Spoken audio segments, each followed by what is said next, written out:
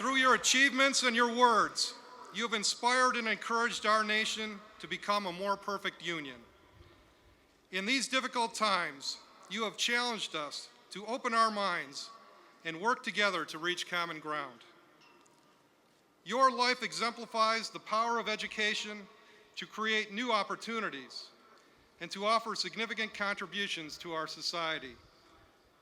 For all you have accomplished and for your leadership of this great nation, the University of Michigan is deeply honored to present you with the honorary degree, Doctor of Laws. Congratulations.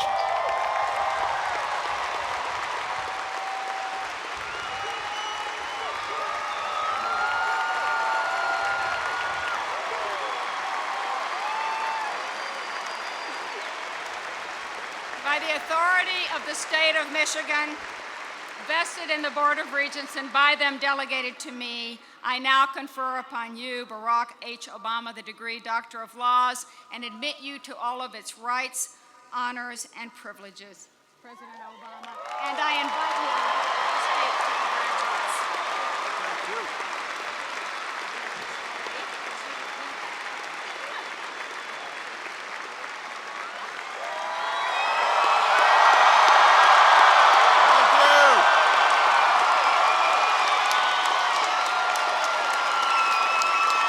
Thank you. Thank you very much. Thank you. Thank you so much. Thank you very much. Thank you. Thank you, everybody. Please be seated. Oh, I love you back. It is great to be here in the big house.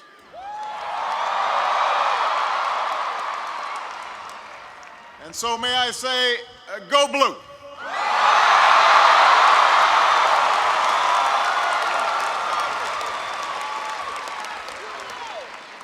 I thought I'd go for the cheap applause line to start things off.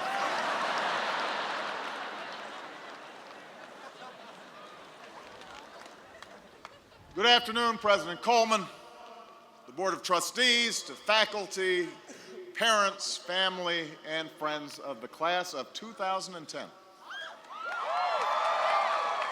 Congratulations on your graduation, and thank you for allowing me the honor of being a part of it.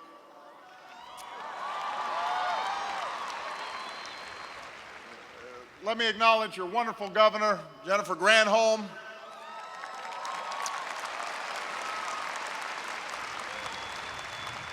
your mayor, John Heafjay, and all the members of Congress who are here today.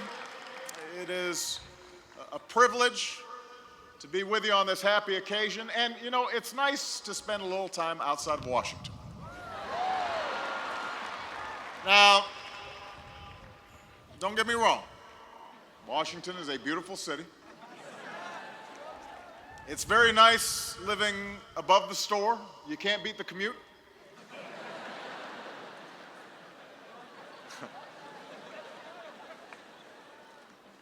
It's just sometimes all you hear in Washington is the clamor of politics, and all that noise can drown out the voices of the people who sent you there.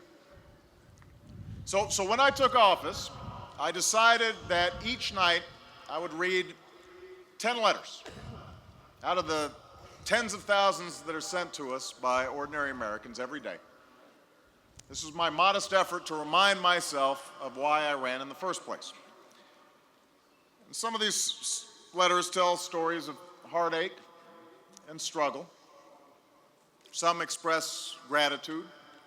Some express anger. I'd say a good solid third call me an idiot, which is how I know that I'm getting a good representative sample.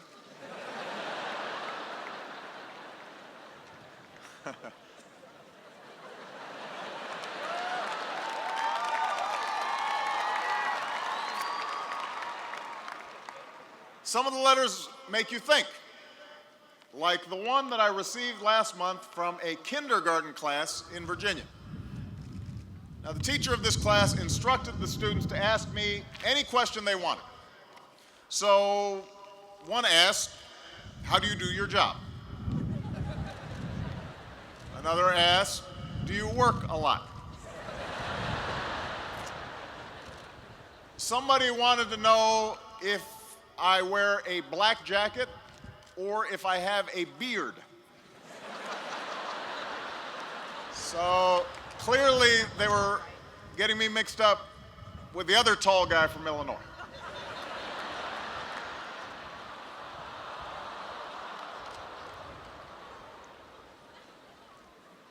And one of my favorites was from a kid who wanted to know if I lived next to a volcano. I'm still trying to piece the thought process on this one.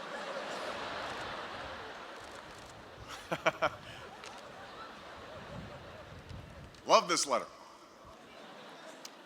But it was the last question from the last student in the letter that gave me pause. The student asked, "Are people being nice? Are people being nice?"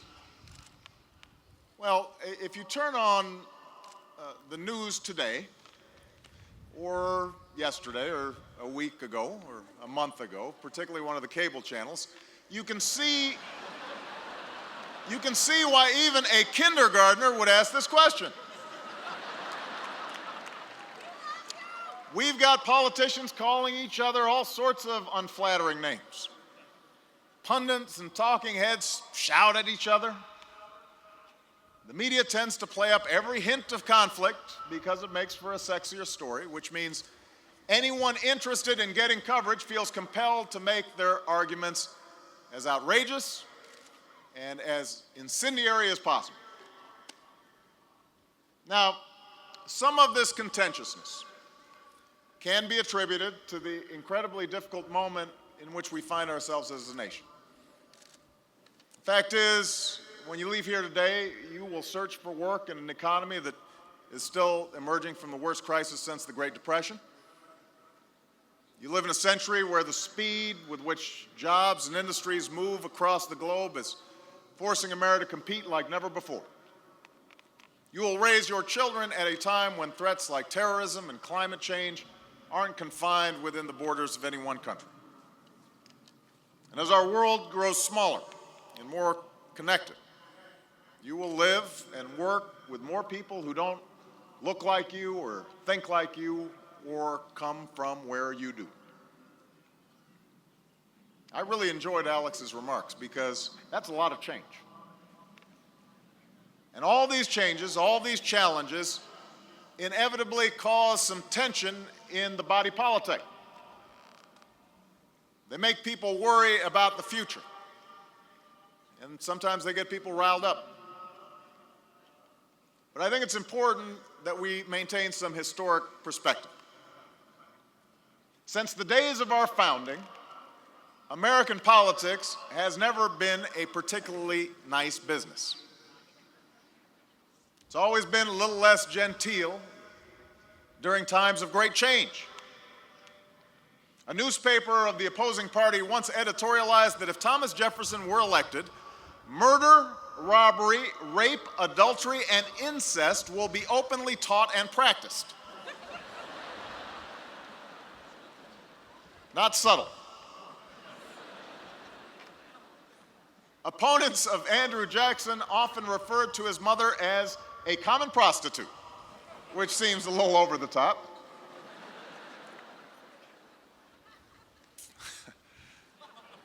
Presidents from Teddy Roosevelt to Lyndon Johnson have been accused of promoting socialism or worse. And we've had arguments between politicians that have been settled with actual duels. There was even a caning once on the floor of the United States Senate, which I'm happy to say didn't happen while I was there. It was a few years before.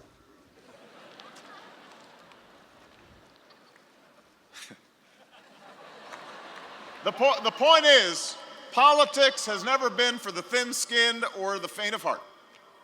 And if you enter the arena, you should expect to get roughed up. Moreover, democracy in a nation of more than 300 million people is inherently difficult. It's always been noisy and messy, contentious, complicated. We've been fighting about the proper size and role of government since the days the framers gathered in Philadelphia. We've battled over the meaning of individual freedom and equality since the Bill of Rights was drafted. As our economy has shifted emphasis from agriculture to industry, to information, to technology, we have argued and struggled at each and every juncture over the best way to ensure that all of our citizens have a shot at opportunity. So before we get too depressed about the current state of our politics, let's remember our history. The great debates of the past all stirred great passions. They all made somebody angry, and at least once led to a terrible war. What is amazing is that despite all the conflict, despite all its flaws and its frustrations, our experiment in democracy has worked better than any form of government on earth.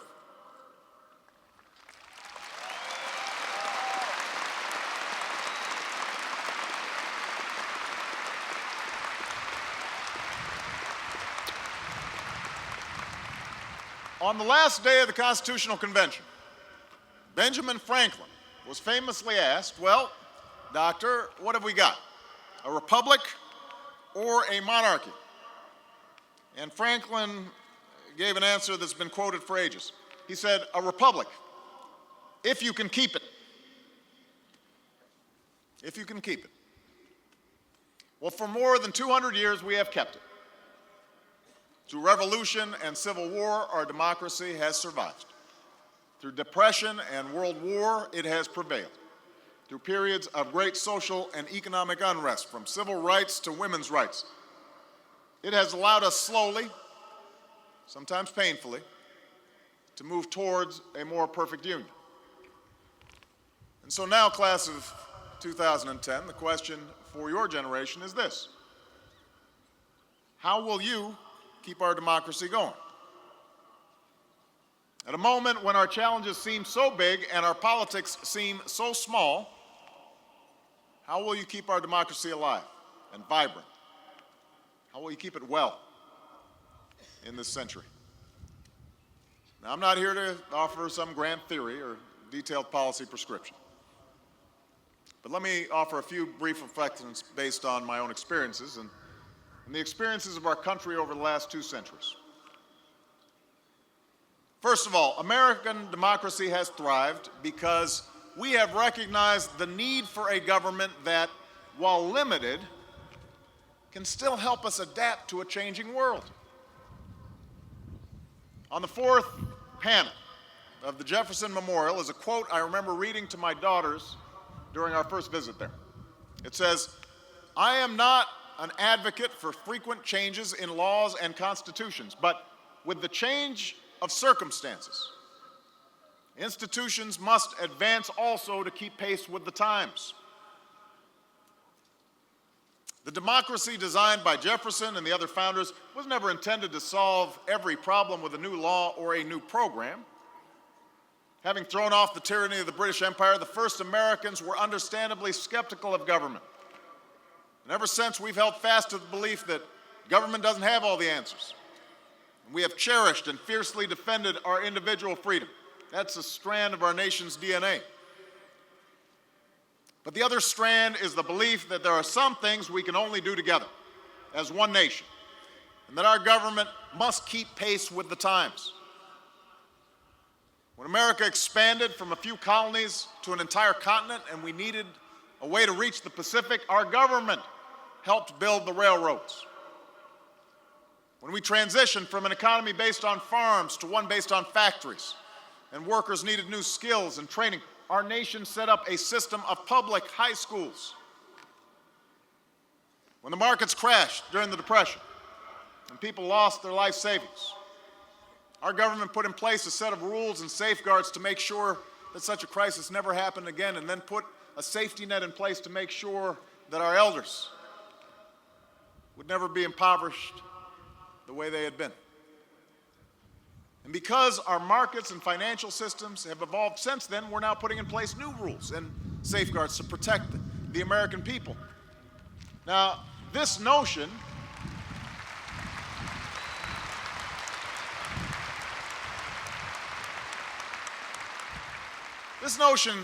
class, hasn't always been partisan. It was the first Republican president, Abraham Lincoln, who said the role of government is to do for the people what they cannot do better for themselves. And he'd go on to begin that first intercontinental railroad and set up the first land-grant colleges. There was another Republican, Teddy Roosevelt, who said the object of government is the welfare of the people. And he's remembered for using the power of government to break up monopolies and establish our national park system.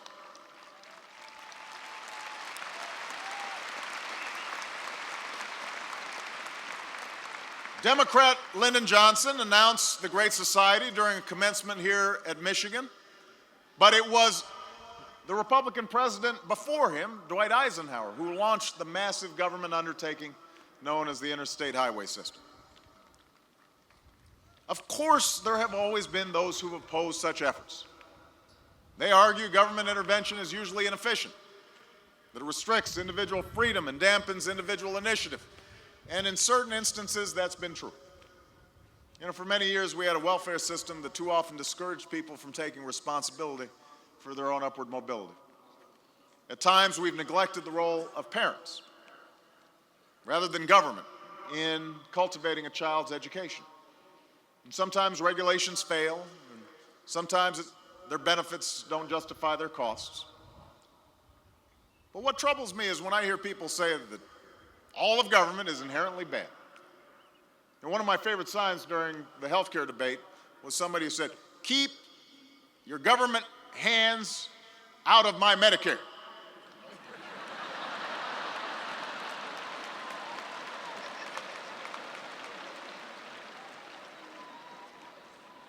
Which is essentially saying, keep government out of my government-run healthcare plan. When our government is spoken of as some menacing, threatening, foreign entity, it ignores the fact that in our democracy, government is us. We, the people, hold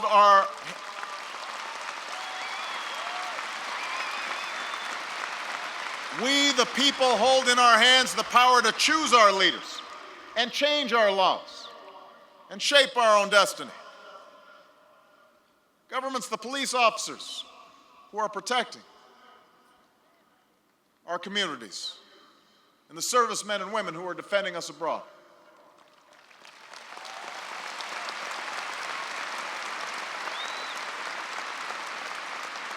Government is the roads you drove in on and the speed limits that kept you safe. Government is what ensures that mines adhere to safety standards and that oil spills are cleaned up by the companies that caused them.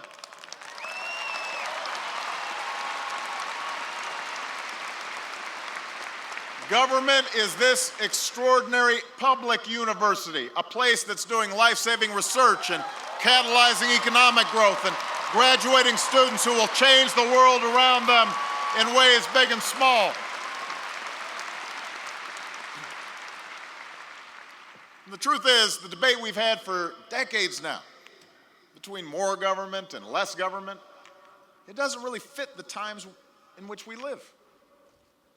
We know that too much government can stifle competition and deprive us of choice and burden us with debt.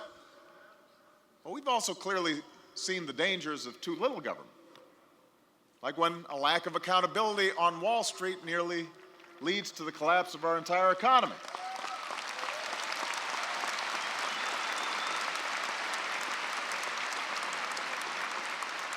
So, class of 2010, what we should be asking is not whether we need big government or a small government, but how we can create a smarter and better government.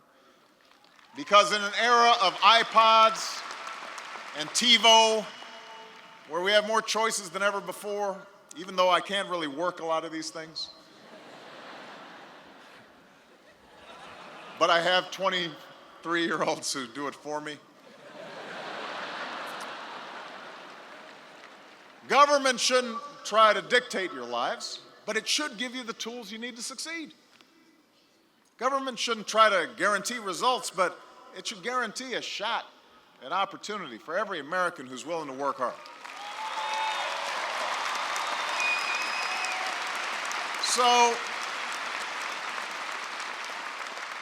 So yes, we can and should debate the role of government in our lives. But remember, as you are asked to meet the challenges of our time, remember that the ability for us to adapt our government to the needs of the age has helped make our democracy work since its inception. Now, the second way to keep our democracy healthy is to maintain a basic level of civility in our public debate. These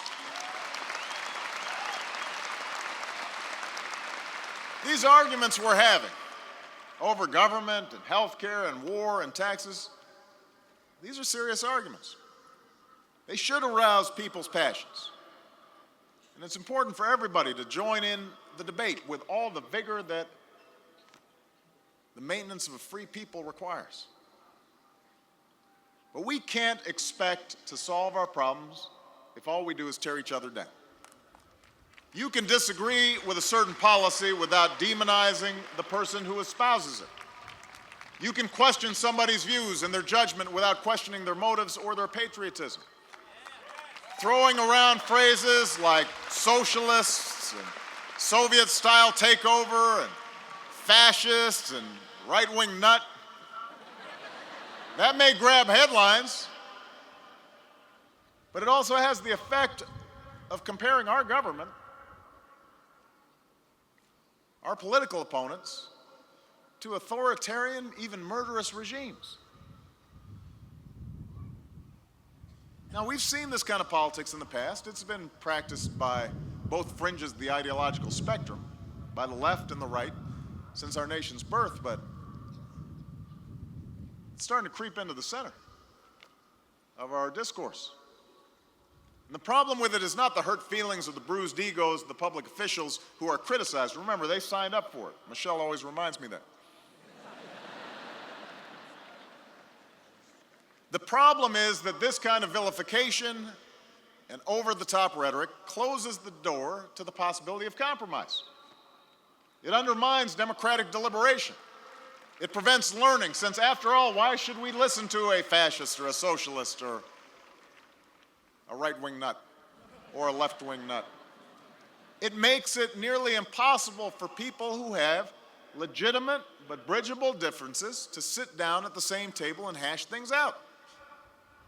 It robs us of a rational and serious debate, the one we need to have about the very real and very big challenges facing this nation. It coarsens our culture, and at its worst, it can send signals to the most extreme elements of our society that perhaps violence is a justifiable response. So what do we do? As I found out after a year in the White House, changing this type of politics is not easy. And part of what civility requires is that we recall the simple lesson most of us learned from our parents. Treat others as you would like to be treated, with courtesy and respect.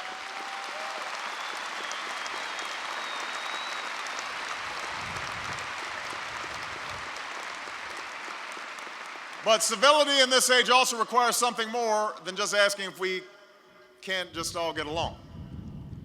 Today's 24/7 echo chamber amplifies the most inflammatory sound bites louder and faster than ever before. And it's also, however, given us unprecedented choice. Whereas most Americans used to get their news from the same 3 networks over dinner or a few influential papers on Sunday morning, we now have the option to get our information from any number of blogs or websites or cable news shows. And this can have both a good and bad development for democracy. For if we choose only to expose ourselves to opinions and viewpoints that are in line with our own, studies suggest that we become more polarized, more set in our ways. That'll only reinforce and even deepen the political divides in this country. But if we choose to actively seek out information that challenges our assumptions and our beliefs, perhaps we can begin to understand where the people who disagree with us are coming from. Now, this requires us to agree on a certain set of facts to debate from. That's why we need a vibrant and thriving news business that is separate from opinion makers and talking heads.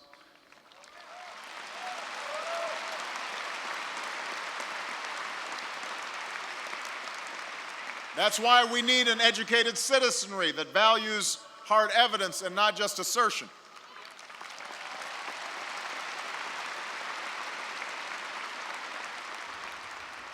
As Senator Daniel Patrick Moynihan famously once said, everybody is entitled to his own opinion, but not his own facts. Still, if you're somebody who only reads the editorial page of the New York Times, try glancing at the page of the Wall Street Journal once in a while. If you're a fan of Glenn Beck or Rush Limbaugh, try reading a few columns on the Huffington Post website. It may make your blood boil. Your mind may not be changed. But the practice of listening to opposing views is essential for effective citizenship. It is essential for our democracy.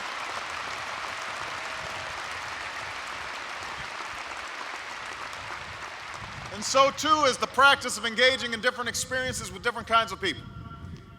If I look out at this class and I realize for 4 years at Michigan, you have been exposed to diverse thinkers and scholars, professors and students. Don't narrow that broad intellectual exposure just because you're leaving here. Instead, seek to expand it. If you grew up in a big city, spend some time with somebody who grew up in a rural town. If you find yourself only hanging around with people of your own race or ethnicity or religion, include people in your circle who have different backgrounds and life experiences. You'll learn what it's like to walk in somebody else's shoes, and in the process, you will help to make this democracy work.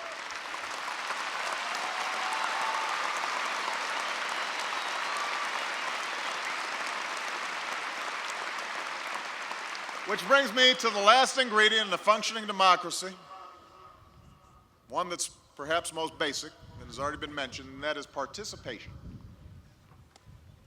Class of 2010, I understand that one effect of today's poisonous political climate is to push people away from participation in public life. If all you see when you turn on the TV is name calling, if all you hear about is how special interest lobbying and partisanship prevented Washington from getting something done, then you might think to yourself, what's the point of getting involved? Here's the point. When we don't pay close attention to the decisions made by our leaders, when we fail to educate ourselves about the major issues of the day, when we choose not to make our voices and opinions heard, that's when democracy breaks down.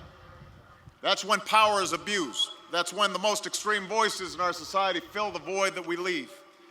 That's when powerful interests and their lobbyists are most able to buy access and influence in the corridors of power, because none of us are there to speak up and stop them. Participation in public life doesn't mean that you all have to run for public office, though we could certainly use some fresh faces in Washington.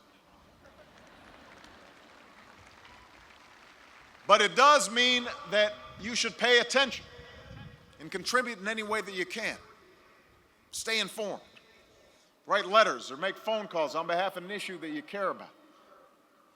If electoral politics isn't your thing, continue the tradition so many of you started here at Michigan and find a way to serve your community and your country. An act that will help you stay connected to your fellow citizens and improve the lives of those around you. You know, it was 50 years ago that a young candidate for president came here to Michigan and delivered a speech that inspired one of the most successful service projects in American history. And as John F. Kennedy described the ideals behind what would become the Peace Corps, he issued a challenge to the students who had assembled in Ann Arbor on that October night. On your willingness to contribute part of your life to this country, he said, will depend the answer whether a free society can compete. I think it can, he said. This democracy we have is a precious thing. For all the arguments and all the doubts and all the cynicism that's out there today, we should never forget that as Americans, we enjoy more freedoms and opportunities than citizens in any other nation on earth. We are free to speak our mind and worship as we please. We are free to choose our leaders and criticize them if they let us down. We have the chance to get an education and work hard and give our children a better life. None of this came easy. None of this was preordained. The men and women who sat in your chairs 10 years ago and 50 years ago and 100 years ago, they made America possible through their toil and their endurance and their imagination and their faith. Their success and America's success was never a given. And there is no guarantee that the graduates who will sit in these same seats 10 years from now or 50 years from now or 100 years from now will enjoy the same freedoms and opportunities that you do. You too will have to strive. You too will have to push the boundaries of what seems possible. For the truth is, our nation's destiny has never been certain. What is certain, what has always been certain, is the ability to shape that destiny. That is what makes us different. That is what sets us apart. That is what makes us Americans. Our ability at the end of the day to look past all our differences and all of our disagreements and still forge a common future. And that task is now in your hands, as is the answer to the question posed at this university half a century ago about whether a free society can still compete. If you are willing, as past generations were willing, to contribute part of your life to the life of this country, then I, like President Kennedy, believe we can, because I believe in you. Congratulations on your graduation 2010. May God bless you, and may God bless the United States of America. Thank you.